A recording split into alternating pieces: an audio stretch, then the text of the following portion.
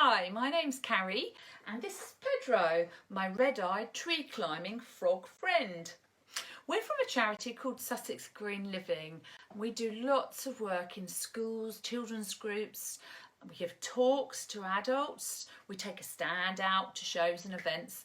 And we share our passion for looking after the planet better with everybody that we meet. I also run the Horsham Repair Cafe with lots of wonderful volunteers. I'll tell you a little bit more about repair cafes and show you how to find your nearest one a little later in the video. First of all, we're going to talk about clothes and why clothes should cause a problem for the planet and what we can do about it. We hope that you too will become one of our volunteers and help look after the planet better.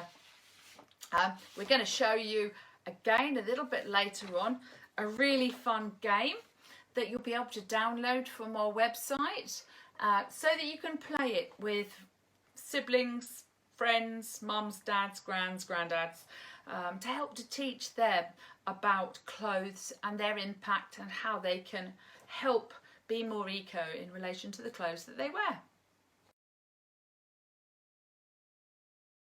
There are three main problems really. Throwaway fashion, otherwise known as fast fashion. These are clothes that are made really cheaply in huge factories with very cheap labour and often not using very environmentally friendly materials that are cheap to make clothes with but not very good for the planet, and because they're really cheap, people throw them away very fast. So that's one of the problems. The clothes miles, as you're going to learn in the little game that we play in a second, lots of our clothes have come from all over the world, and all of the shipping and the transportation of those clothes is causing lots of pollution. They use fossil fuel, these lorries and ships that transport the clothes around, and when you burn fossil fuel it releases a greenhouse gas into the atmosphere which is causing planet Earth to warm up, global warming, which you might well have heard of. Thirdly, it's really important to look at what your clothes are made of and understand the material options that are available to you. Some materials are really challenging for the planet, cause great environmental problems, whereas others grow really fast and are really lovely to wear. So we're going to have a look at materials as well.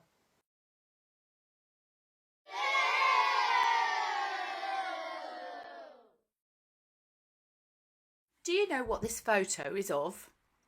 It's Twickenham Rugby Stadium. The reason I show it is, in the UK we throw away enough clothes to fill this stadium from wall to wall and floor to ceiling each year. Shocking, hey? A third of the clothes bought in the UK are thrown away every year. That equates to 1.2 million tonnes in weight. Every year, West Sussex County Council spend £1.4 million disposing of textiles that have been thrown away in the general waste bin. People in the UK buy so many cheap clothes that they throw them away because they were cheap. They put them in textile banks which can be found in car parks, and they give lots of clothes to charity shops. Now that seems like a good idea, but charity shops are getting too many clothes and they can't sell them fast enough, so they give them away to textile recycling companies. Those textile recycling companies generally ship those clothes off to places like Africa, where they're either given or they're sold in markets. Now that seems like a good idea too, doesn't it? But it means those clothes that have travelled tens of thousands of miles to get to the UK are very quickly discarded and then travel another 8, 9, 10,000 miles to Africa using fossil fuel. That's really bad. These clothes are often referred to as fast fashion because they're made fast sold fast and thrown away fast. They were cheap, so people don't really respect them. They're often made with chemical dyes to colour them. They're made in factories, huge factories, where people work really long hours for very little money. Sometimes children work in these factories. That's called child labour. They should be going to school. Have you ever thought about where your clothes are made? Let's have a look at a few of the clothes I've got here. Now I'd like to have a look at some materials with you. You might like to stop your video and actually go and find some clothes and have a look at what your clothes are made of, or maybe do it at the end. Firstly, I'm going to look at some materials that are really very common. So these football shorts, I'm sure you've got some sports clothes like these. These are made of polyester. Now polyester is a very cheap material. It's very quick to dry, so that's a good thing. But it's made of synthetic materials, petroleum. And when we wash clothes like these, microfibers, little tiny particles of plastics come off the clothes, go into the water and go into a water system. So you need to just be really careful with the way that you wash them. They are great for sports clothes, but perhaps try and avoid them for other clothes. They are often very cheap, so that's why people are attracted to them. Another material. This is another material that's really common. It's cotton. This cotton t-shirt is actually organic. Can't really see, can you? It's organic. Now, I ask children often what that means. And they know organic in relation to food and maybe milk, but not necessarily clothes. Organic just means that chemicals haven't been used in the production of the food or the milk, or in this case, clothes. Now, often cotton clothes don't have organic on their label.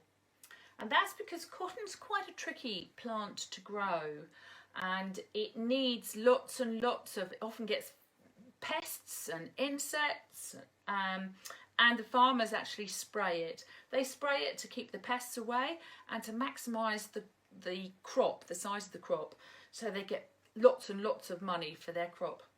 But if you were a little insect and you lived on that cotton plant, would you like being sprayed with lots of chemicals?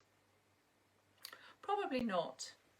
And I wouldn't fancy working on the farm. It'll get into the soil, it'll get into the air where people are working. So it's not really very good for the environment. Also, there's lots and lots of transporting around of those chemicals to make them into pesticides. So yeah, if at all possible, try and choose organic. It might be more expensive, but it's much better for you, for all the insects, and for the planet. So that's cotton. Let's play a little game. Here you see a cotton t-shirt and different measures of water. I want you to just think for a few minutes, how much water do you think it takes to grow and make a cotton t-shirt? Do you think it's 5 litres, 15 litres, 1,700 litres, 2,700 or 3,700 litres? A small bottle of drink is only half a litre, to give you an idea. Right, if you've had a think about that, shall I tell you? It's quite shocking. It takes 2,700 litres of water to make and grow a cotton t-shirt. That's 2.5 years worth of drinking water for one person. That's a lot of water. Now, this actually doesn't look or feel, needs an iron, sorry, This doesn't look or feel that much different to the cotton t-shirt, but this one is made of bamboo. Now, some of you will perhaps have bought bamboo socks. They're reasonably common now. You can get bamboo sweatshirts. It's really, really lovely and soft. The great thing about bamboo is it's the fastest growing plant on the planet. Grows super, super fast. Doesn't need agricultural quality soil and land to grow. It can grow in really, really poor soil.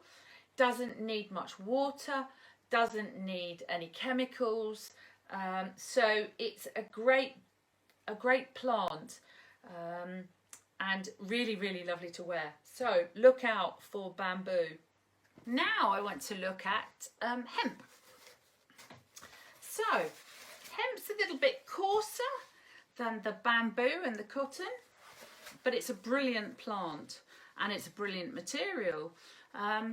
We used to grow a lot of hemp in the UK in the First World War, and the government actually paid farmers to actually grow lots of it, and it was used for the sails on sailing ships, and they got fined if they didn't actually grow it. I don't know that we grow very much of it now in the UK for one reason or another, but it is a plant that grows very, very fast. Doesn't need much water, certainly doesn't need any chemicals, and again it's quite fast growing, so a very, very good option from the planet's point of view. What else have I got down here? Oh, this is an interesting one. This dress, you might not like the look of some of these clothes, by the way, but we're really just focusing on what they're actually made of. So this is a little dress. This dress is made out of eucalyptus. So many of you will associate eucalyptus with koalas. So those beautiful trees that have got quite sort of white leaves, silvery leaves and silvery bark. Yeah, believe it or not, this is made out of the eucalyptus, from the eucalyptus tree. Again, grows really fast. Doesn't need chemicals, doesn't need lots and lots of water. So a good option from an environmental point of view.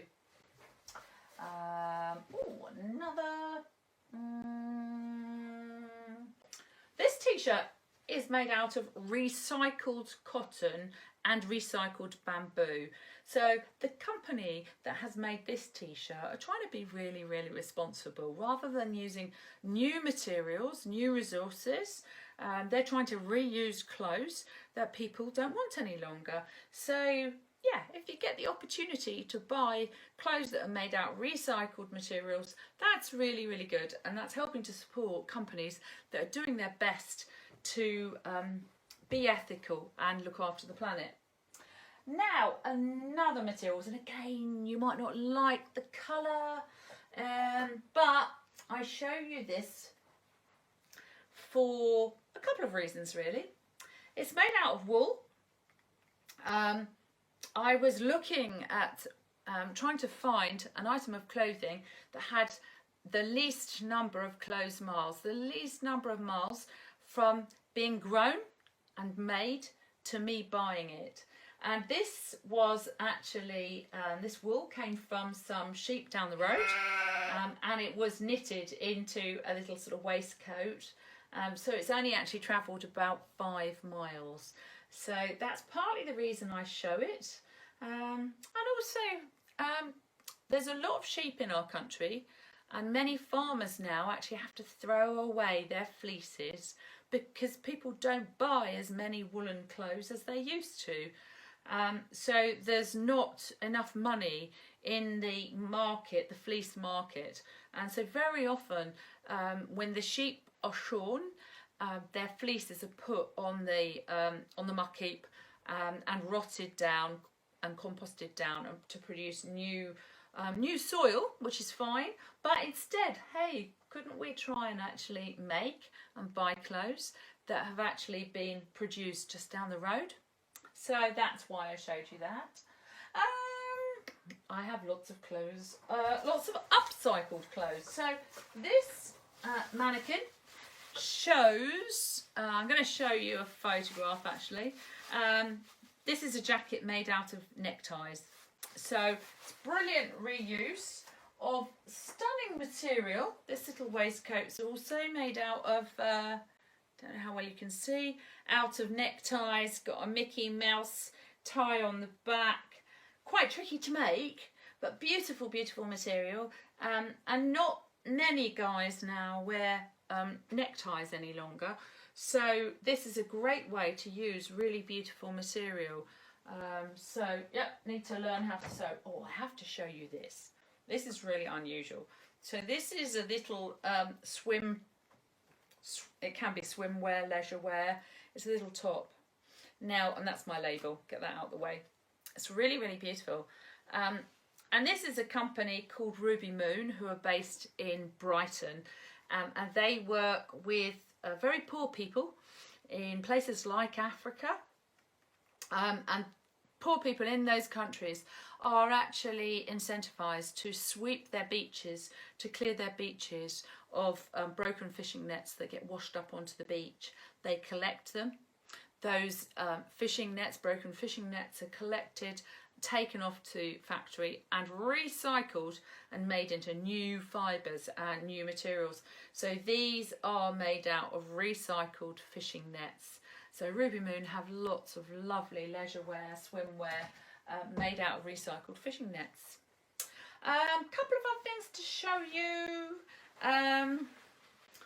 Again, not too sure how well you can see. Sorry, the lighting here is not very good. These are some shorts which actually had a hole in the knee. But what we've done is we've got a bit creative and we've patched it. I mean, you might not mind if you're slopping around at home having a hole in your the knee of your trousers, or knee of your shorts, but that looks quite nice as well. Another thing to show you. Now, you probably do this, lots of you. These were little tracksuit bottoms for my son many years ago. Yeah, they got worn through at the knee really, really, really badly. So we cut them off and made them into little shorts. So I do that with lots of my trousers because they're usually, by the time they get holey at the knees, they're my favourite trousers. So we make them into shorts. So many things I could show you. This is needed to try and get creative with the materials we've got around us, like I was suggesting with the ties. This is just a scrap of material. It's a necktie and we made it into a little handbag. So how cute is that? So it's a matter of looking at the materials you've got around you and thinking, okay, I don't need that any longer, or I've outgrown it, but what could I make it into? Could I adapt it? Could I let those trousers down? Could I let them out? And learn the skills at a repair cafe. So, have you ever thought about where in the world your clothes are made? Most people haven't, to be honest. But if you, after or pause the video or at the end, have a look at some of the clothes in your drawers and your cupboards, you'll be really, really shocked. The vast majority of clothes are made in China, Bangladesh, India, and yeah, those are probably the biggest producers of clothes that we might see in the UK. How do you find out where your clothes have been made? Well, usually on an item of clothing, this is a patched t-shirt, had a big hole in it, you have a label in the neck of your t-shirt or your jumper or your dress, and you'll have some labels down beside your hip, lower down. So they will actually say what the clothes are made of. Might give details about fair wear, which is a bit like fair trade. Many of you might have learnt about fair trade. So fair wear are companies that are trying to be really responsible about the people they employ, and they give them really good working conditions, fair salary, and so on. So very like fair trade. But where do you find out about the clothes where it was made. So this sweatshirt has got a label in the neck which says it's actually made in Indonesia. Now, do you know how many miles away that is? So Indonesia is about the same distance as China. So this map shows you, shockingly, how many miles away, so over 10,000 miles away, that this sweatshirt has been made. And it's probably had a journey before that, wherever the cotton, this is made of cotton, wherever the cotton was grown, it would have then been transported to Indonesia, made into a sweatshirt, transported by lorry, then by boat to the UK. So over 10,000 miles. So it's really, really important that you wear it as long as you can. You hand it down to younger siblings, friends, and you make sure that it has the longest possible life because it's travelled a huge distance. So go away at the end of the video and have a look at where your clothes have been made. Here are a few ways that you can be much more eco about the clothes you wear, have fun and help the planet and save some money. Now, there are times when you will outgrow your clothes and maybe you don't have a smaller sibling or friend to hand them down to. Your parents might outgrow their clothes sometimes too. Well, here's a great solution. We work really closely with a West Sussex company called Bags of Support. They offer textile recycling for schools. This raises money for your school, rehomes your clothes as locally as possible, helps an orphanage in Romania and a community in Uganda. They pay more money than most of the textile recycling companies too. As I mentioned, we run the Horsham Repair Cafe with lots of volunteers. If you go to this website, you can find your nearest repair cafe by putting in your postcode, and you'll find the contact details, the website, Facebook page. So look up this website and see if you can find a repair cafe near you.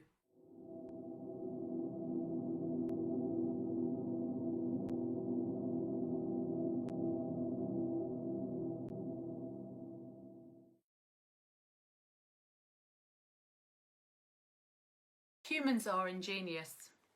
Humans are in the midst of an urgent wake-up call, a crisis.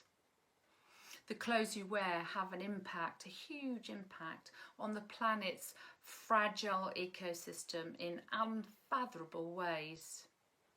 So we need to buy less and wear longer. Buy better, recycled and organic.